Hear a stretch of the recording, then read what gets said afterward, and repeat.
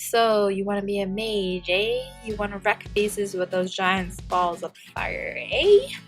Well, this is how I think mages should be built, and honestly, I think it's a pretty decent build. What I had here, of course, I'm lacking the plus department, as you can see here, but other than that, I think I have a pretty decent set. So as a mage, quite like the Lancer build, you want to have 6 weapons and then 6 monsters. So here, for mages, procs are everything. I literally mean that, because if you don't proc, your meteors do really shitty damage and you can't kill anything with that. So if you can, you definitely want to get your hands on like Seeker of Meteor, any staff with Seeker of the Meteor, or what is it? Oops. Secrets of the Rain. I like this better, Secret of the Meteor better, because it procs Meteor Strike and Meteor Rain, your highest DPS skills. So if you can get your hands on that, that would be very awesome. This is the second best for just Meteor Rain. Mages usually use this for guild battles, so that will be very helpful there. And then everything else I would recommend for to get magical testaments. These are the most common skills found on weapons.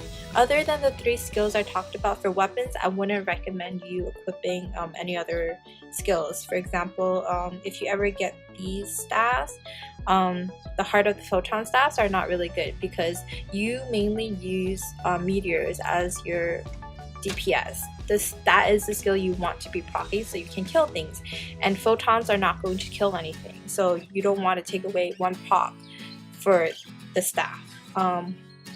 Also, this staff, Heart of Realm Magic, so this only procs Skewered, as you can see, and Skewered, although it's a high attack, a high DPS attack, it doesn't compare to your meteors, so you wouldn't want to gimp your meteor procs just for these 2 kind of staff. So as for your defense gears, I would recommend becoming a tanky mage. So try to have at least 8 defense gears, whether they be 3 hats, 5 armors, or anything like that. It doesn't matter as long as it adds to 8, kind of like for the Lancer class. So if you can, get as many clothing and hats as possible because you do get a bonus as a mage. But if you have armor, like if you have Valkyrie armor or like the solar armor like these, then definitely use them instead because the reflection skill is really good. It protects you against both physical and magical damage. As for your monsters, mages are really lucky compared to lancers because they get a good balance of darkened monsters that help them with all their stats. You see, light helps you with magic attack and defense, physical defense, and then dark helps you with magic attack as well, but it also helps you in the magic defense department. So as long as you have like a good balance of light and dark, your defenses will be really balanced. So just to recap, you want 6 weapons and 6 monsters. As for defense gears, you want 8 in total, so 4 and 4, 3 and 5, any combination that makes up to 8.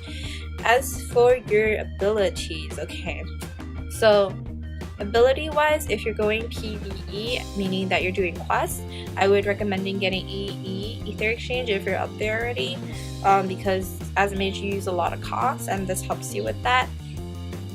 Photon Crush. Photons are really good because they have low cooldowns and the cost is okay. And then Skewered is your highest DPS, other than your meteors of course, so this is good to carry. And then Meteor Strike. So why Meteor Strike instead of Meteor Rain?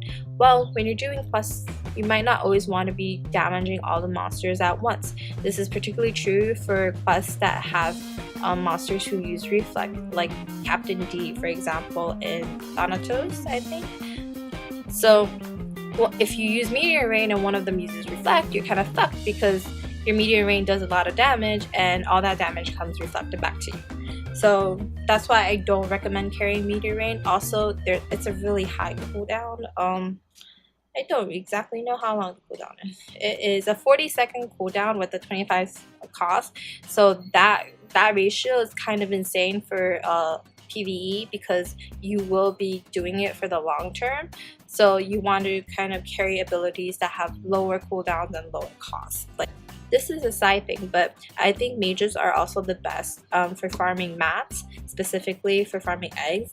I usually do the Keyman and egg quest to farm my eggs, and when I do that, I usually just go mage and then I carry these attacks.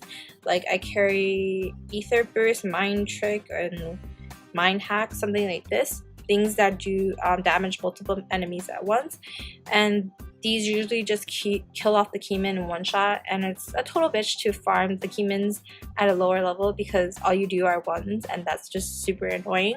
But if you're a high level mage, or if you have like decent magic attack, like 50 I would say, you could just carry these abilities and you can just one-shot them and clear the waves very quickly. So you don't have to depend on CPUs or AFK people to do damage. That is the most annoying thing ever, when everyone is AFK and then you're AFK too, expecting other people not to be AFK, but then when you look down you're like, oh, we're still on wave 1, what the fuck. But I digress. So mages can be really OP if you have the right procs and if you have the right gear sets. So don't be a squishy mage, because a squishy mage is a dead mage. Another must-have for mages is the Nyx Blessing. The Nyx Blessing gives you 10% more magic attack, and that's very crucial for mages, especially during guild battles. So definitely get that, and you can get free infusions too if you farm enough orbs and if you're lucky with the drops. So good luck! Thanks for watching and stay tuned for more videos. Bye!